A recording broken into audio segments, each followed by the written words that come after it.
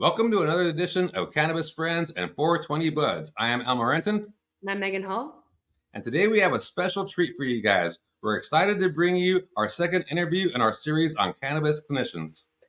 So after our last interview, and Al, if you could pull up the screen, we did some more research and I came across an amazing speaker. Her name is Dr. Deondra Asike, and she is our next interview for today. Now, Dr. Asike, she is double board certified in anesthesiology and pain management. She is a clinical associate in the Department of Anesthesiology and Critical Care Medicine at Johns Hopkins since 2016, and she is a veteran of the United States Air Force, and she was deployed in Afghanistan in 2013. So yeah, we have a power player here.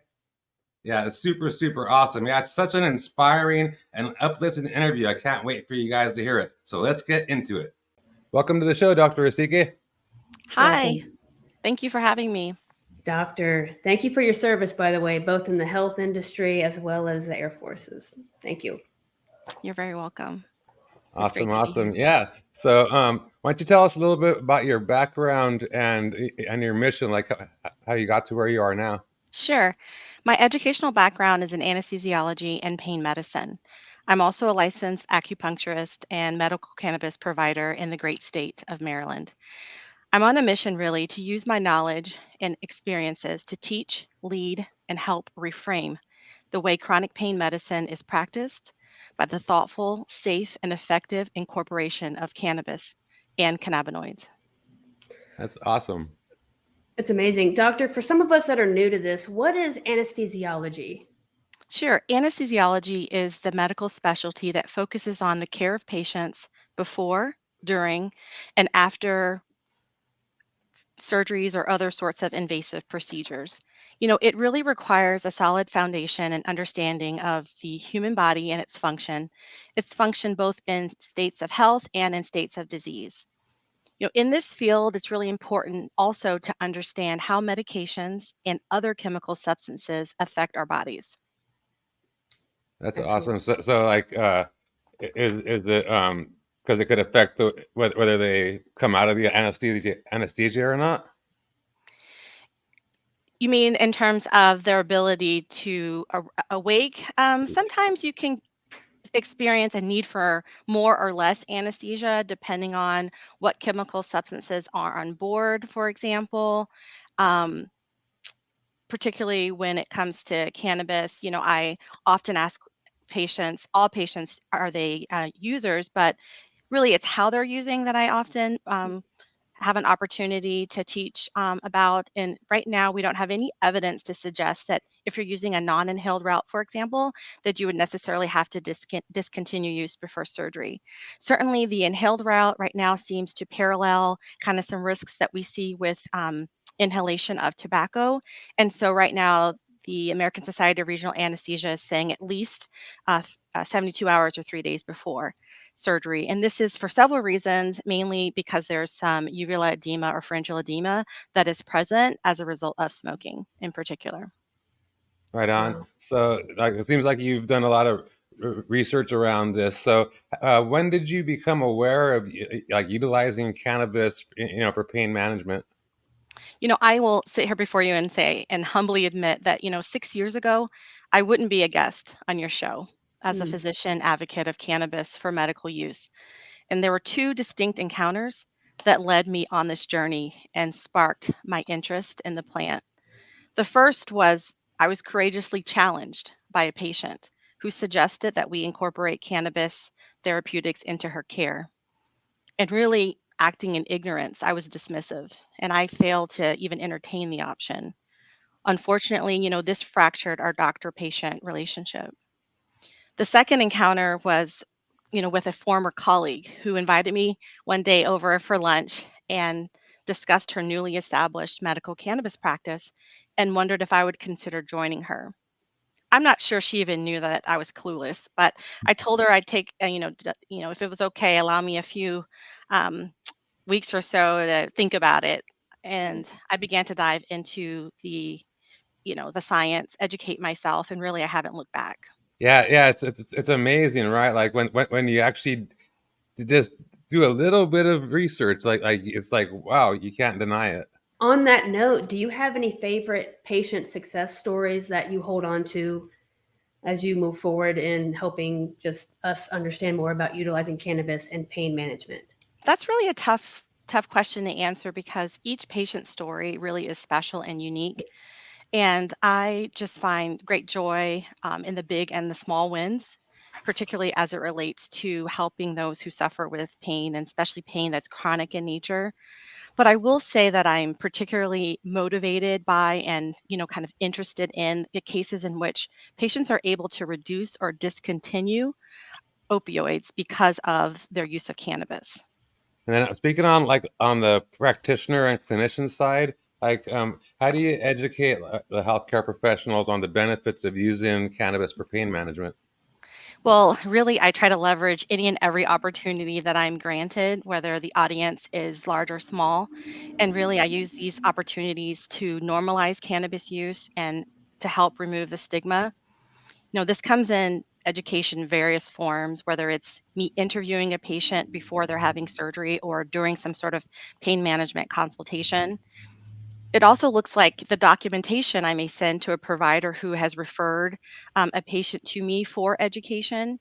It could look like lectures, it can look like webinars, posts, it can look like blogs and even podcast interviews. So thank you again for having me. The Absolutely. stigma it still exists, but I sense and there's a sense everywhere, it seems, that the tide is changing across the country and that the medical community is becoming more open minded Yeah. and receptive to better understanding the therapeutic benefits of cannabinoids.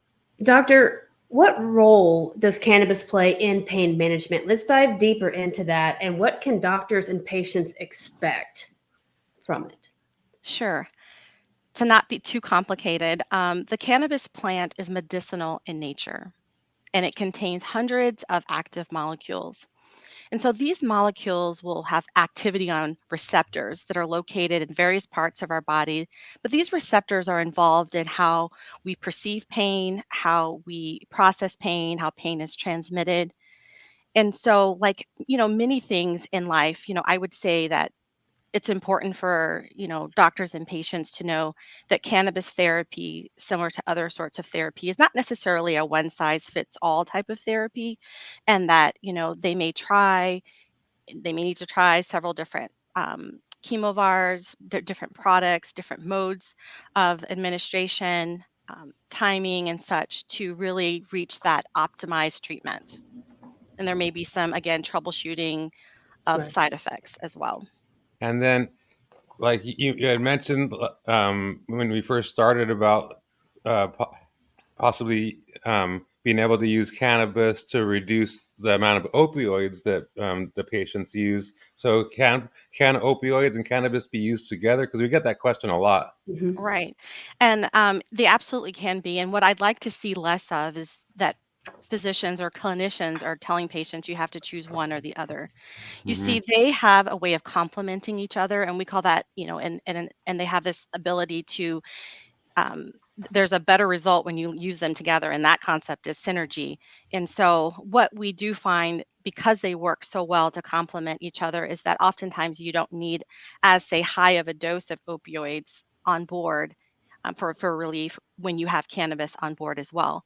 But I do want to make mention of two kind of safety considerations. And the first is that when you use opioids and cannabis together, that can lead to an increase in any sort of central nervous system effects, where that's the delayed reactions in terms of motor impairment, the ability to drive a vehicle, your motor impairment. There can be increased drowsiness.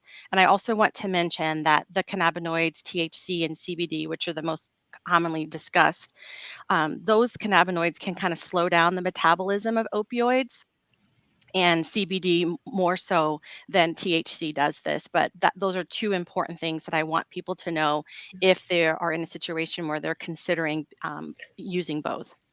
I've personally seen people be able to lower their the amount of opioids that they use daily like considerably, like to like a third or a fourth of what they do.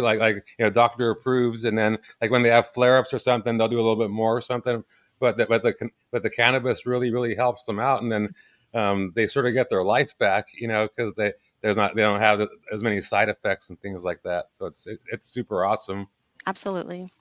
Just For a sure. side note, I also find it interesting there being a protocol with getting off of opioids when you're taking the cannabis and knowing what to take and what not to, right? Like it's just, okay, I'm weaning off of this to then be fully into just the cannabis. That's a whole nother topic, but yeah. Yeah, there are a couple of protocols out there just to serve as, I guess, guides to kind of assist in that process of a weaning, we'd say, of opioids and titration of cannabinoids. Absolutely.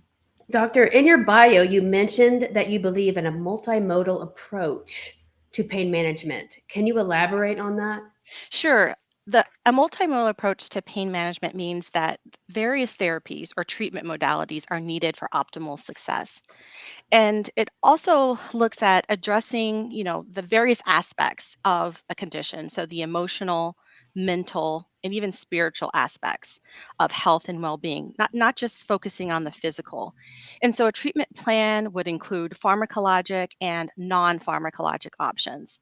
So this looks like non-medications such as physical therapy, occupational therapy, acupuncture, massage therapy as examples. And then there's that medication therapy side of things that may look like opioid medications or non-opioid medications. In the non-opioid medications, certainly there, are the cannabinoids, but then there are steroids that may come through an injection that you may get like a steroid injection. Sometimes people get those, or it could look like gabapentin, or it could look like Tylenol. Those are also examples of non-opioid medications that can be used.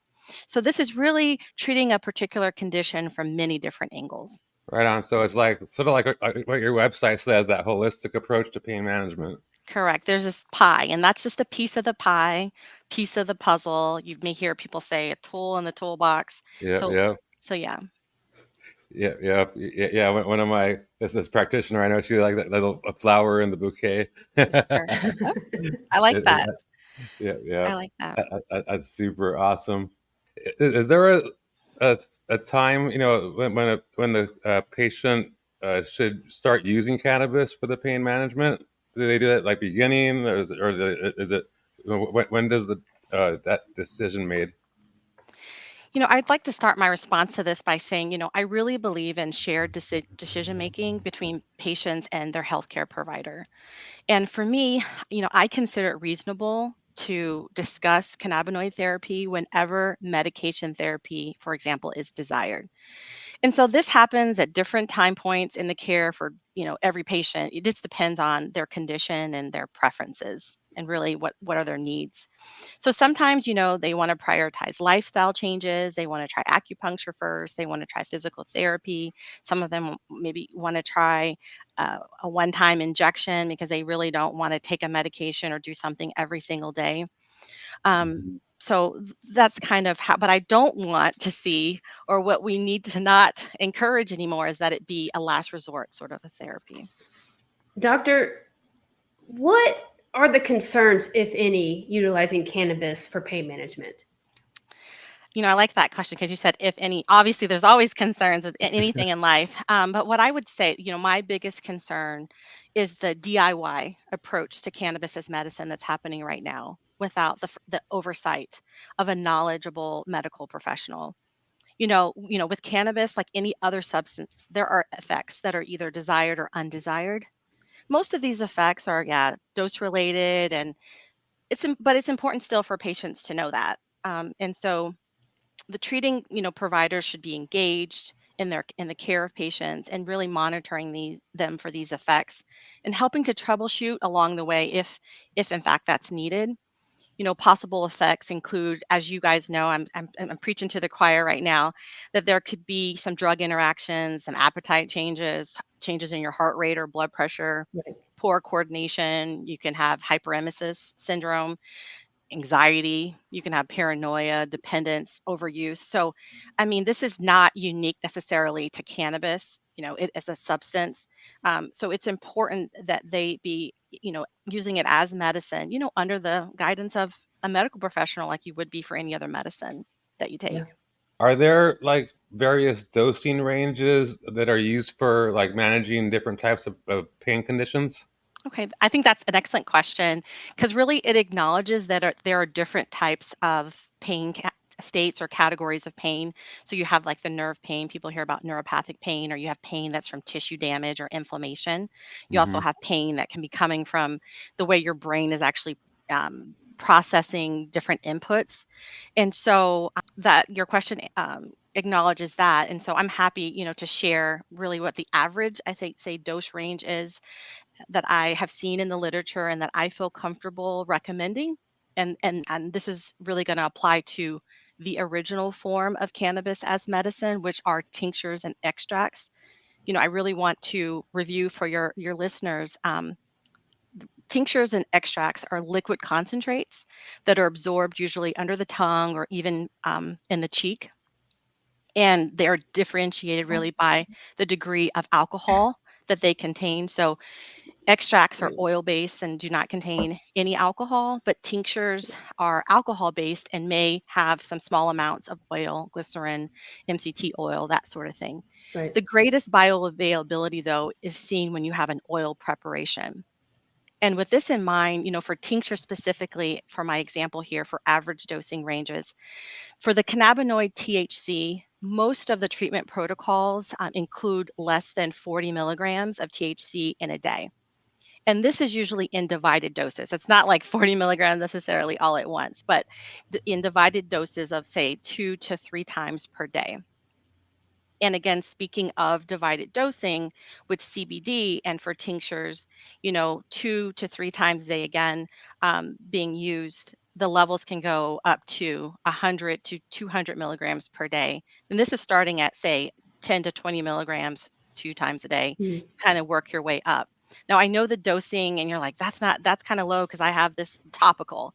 And I don't know, Al, if you want to talk about that, because Yeah. topicals, that's a different formulation that the cannabinoids are in, and so it warrants a different dosing. Yeah, the way that we use it over here, like the tinctures, that we use those are the main thing that we use, and they're like the first level I consider it, and then like the topicals are like a tier two kind of level, kind of thing, and it's more for flare ups and the direct, like point of contact kind of thing, because we have and cannabinoid receptors, our third dermal layer down.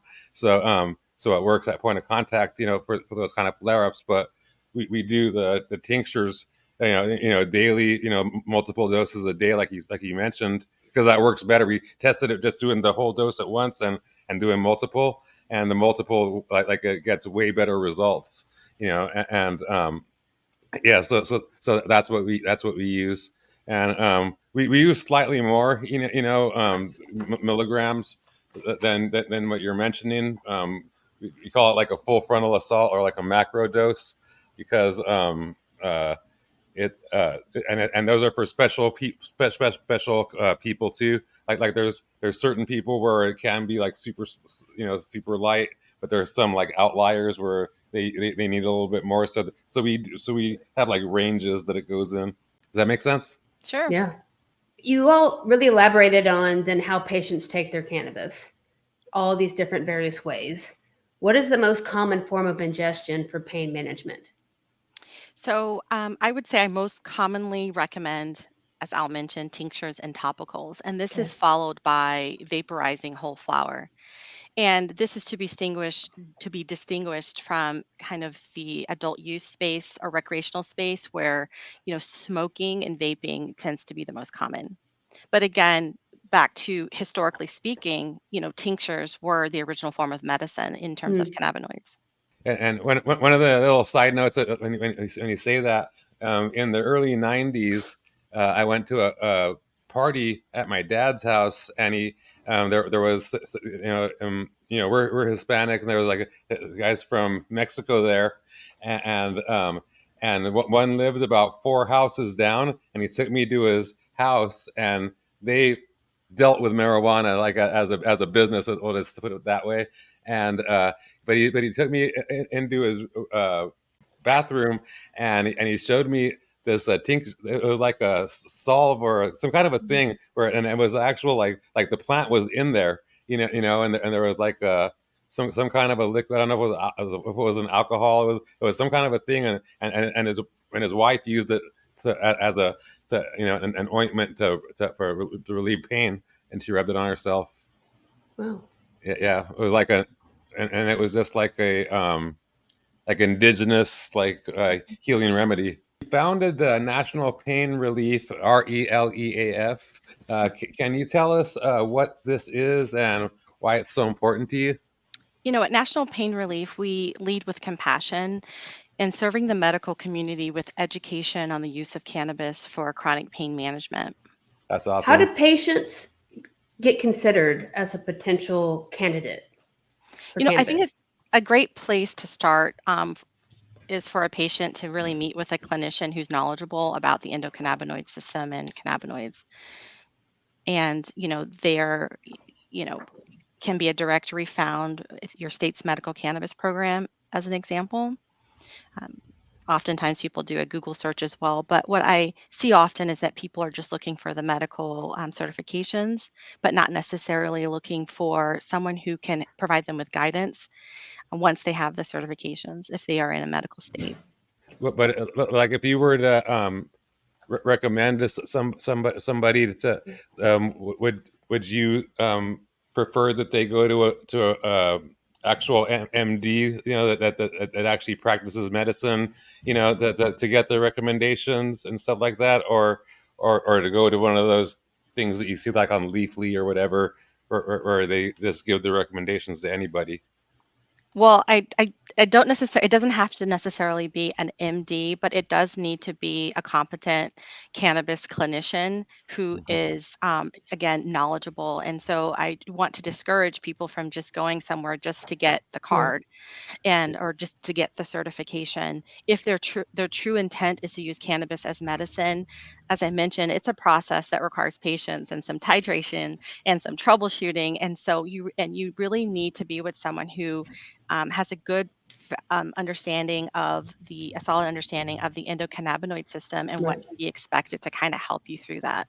So this is really beyond just getting the certification for the tax benefits potentially in your state or to get in the front of any sort of lines. It's to better understand how the different cannabinoid products can help in your process of healing and in managing your pain and your other symptoms. Yeah, because there are a lot of people that try to game the system and things like that, whatever. But there Right. are a ton of people, that are seriously, trying to utilize cannabis for, as medicine, and, to help them to Yeah. recover, or overcome conditions or manage the conditions or whatever. And you see that, like, if you go to a dispensary, and sometimes there's a line, and you'll see people like, they have this like hardcore conditions going on, and they're really searching for help. It's really beautiful to see. Mhm. Let's talk about the benefits of what doctors like yourself and clinicians can expect if they start incorporating cannabis for pain management. Overall, I think there's just something special again and gratifying when you're able to help someone who's suffering. You're able to Mm, help them maybe restore their hope yeah. by what you do, and that's a privilege and an honor to be able to do Yeah. that as a clinician. In addition to that, I think clinicians could see, and we've kind of discussed this already, that they may be prescribing less of things such as opioids and other medications that are traditionally used in chronic pain management.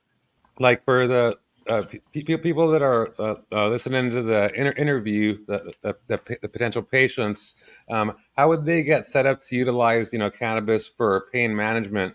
Like, Yeah. what steps should they take, or like how can they find proactive doctors? I would say there are a couple of avenues a patient could take besides, a Google search. Right. The first is to start with the state's medical cannabis program. again, there may be a directory of certifying providers that you could, work off of that list and maybe reach out to a provider based off of, their location, if they mention anything about their area of expertise. You could also even ask your physician if they are aware of anyone in the area who could provide you with guidance on cannabis for pain management. In fact, locally, that is how I get the majority of my consultations. I am being referred patients from what I would call cannabis friendly practices. These are practices in which they are not checking necessarily urine for the presence of, say, THC or any sort of metabolites of THC. They're either not checking or they're not paying attention. But either way, they're not going to dismiss or turn away any patients who use cannabis as medicine. Right on. Love it. I would lastly say, and to put a plug out, that at National Pain Relief, we are expanding our list of providers who are active in the practice of treating cannabis, treating with cannabis, chronic painful conditions. So I welcome anyone who's interested to just reach out, and if they are a provider listening to this, that this describes them, also reach out so that you can be added to the list. Love Awesome. that. Love it. Doctor, you served our country in the United States Air Force.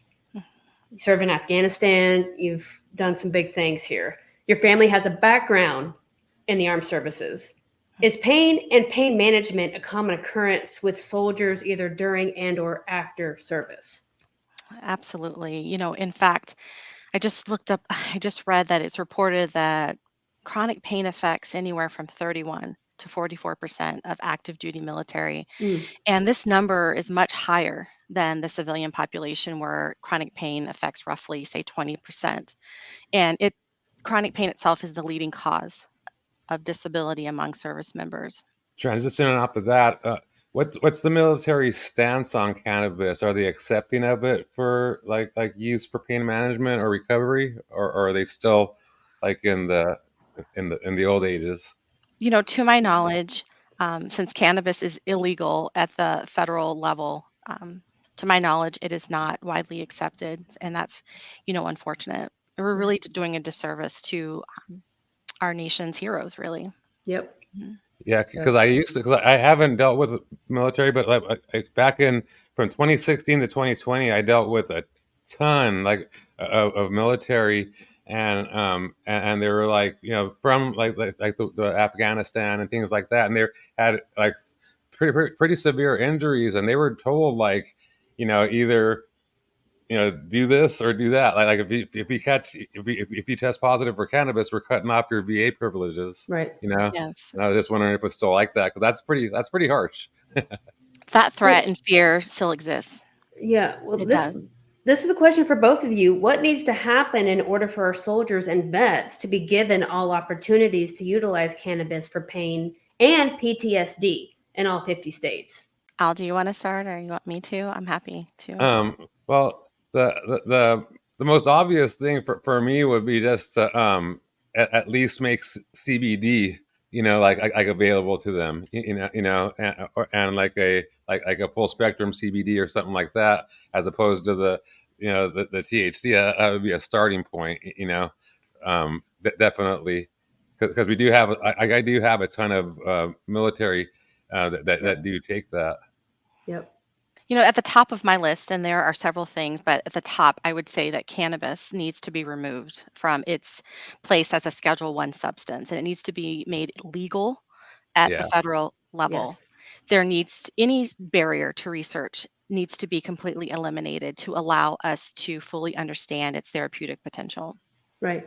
Because we can't even study it right now. We can't even dive deep. I mean, we have in other ways, but to really dive deep into it, Al, because of all your success stories, all your testimonials, but it's we haven't had a real fighting chance to get this out there to the people. Gotcha. Yeah. It's almost like we have to rediscover, what the benefits. Right. It's really, really, really crazy. And like as you mentioned, like it doesn't need to be even rescheduled; it needs to be descheduled. Like and just be made available to everybody. And it's like you said, so people can research it, and there could be safety measures put around it. Absolutely. It needs so that we can get insurance coverage for not just the product, products themselves, but for the care that comes along with, again, taking cannabis as medicine, employee benefits, um, all sorts of things needs to need to happen here, but starts with policy changes. So I saw that you're speaking at the second annual cannabis conference in Baltimore, Maryland on October 12th. Can you tell us more about that event? I'm so excited for this. The Society of Cannabis Clinicians is an international nonprofit organization that's dedicated to educating clinicians on medical cannabis. And it is really where I was recommended to kind of start my learning, my self-learning process. All my mentors said, start there with the Society of Cannabis Clinicians. And so they are having their second annual cannabis conference in Baltimore, bringing together various experts in the medical cannabis space. And I actually will be presenting, but there'll be various topics there. My session will be on cannabis, anesthesia, and perioperative considerations. But I am so grateful and honored just to be up there with really some of the big names in medical cannabis. I would just be happy to be a fly on the wall. That's awesome. Yeah, and I just wanted to let the listeners know too that it's the second annual conference, but it's the group is the oldest group in the nation, right? They've been around since For the 1979 or organization, something. absolutely. And also, I didn't mention this conference. There's an option to attend virtually, so that you can attend in person and also virtually. So that's also great as well. And my company, National Pain Relief, we are gifting two general admission tickets and two virtual admission tickets. And that more information on that can be found on LinkedIn and on National Pain Relief's LinkedIn. That's perfect. That's my next question. Where can viewers find you? Sure. I'm in two places right now. We can be found at National Pain Relief, and relief is spelled RELEAF.com. And then you can also find us, same National Pain Relief on LinkedIn. Me personally, I'm Deondra, Deondra Asike, Asike, MD, also on LinkedIn. That's Perfect. awesome. We'll be sure to include all that in our show notes, below the video for sure. So thank you again for coming on the show. We really appreciate you taking the time. Thank you guys so much for having me. Thank you, doctor. Thank you. Bye. Bye-bye. Wow. Al, I love how Dr. Asike took her passion for helping others manage their pain and created National Pain Relief, which is science-backed approach mixed in with cannabis. I also love that she works at Johns Hopkins at the same time that my mom got her second back surgery. Yeah, that's super, super awesome. And I just think it's really amazing that like medical doctors are taking a holistic approach towards health. I agree. And with that being said, Al, I did want to bring it back to you. You're a 30-year holistic health practitioner. Cannabis is your forte. You understand it in every way, shape, and form. What are your thoughts on the interview? What do you have as far as feedback for everyone that's been watching this? Yeah, so I think it's really inspiring to see these doctors that they're truly advocating for cannabis, because they understand the efficacy, how it can actually help their patients, and I've been around, forever, and I've seen it where it's just been vilified by doctors. So to see this is really, it's like a whole 180 turnabout, and it's really inspiring to me, and it actually makes me hopeful for the future. Same. Yeah, awesome, awesome. Okay, Cannabis Friends, that concludes this episode of Cannabis Friends and 420 Buds. Be sure to leave any questions or comments below and subscribe to our channel if you enjoy this type of content. Reach out to support@myfitlife.net or schedule a complimentary call if you have questions about FECO or RSO, how to take it or where to get it. This is Al Morentin. And I'm Megan Hall. And we are the hosts of Cannabis Friends and 420 Buds. I hope you have a beautiful day. Peace.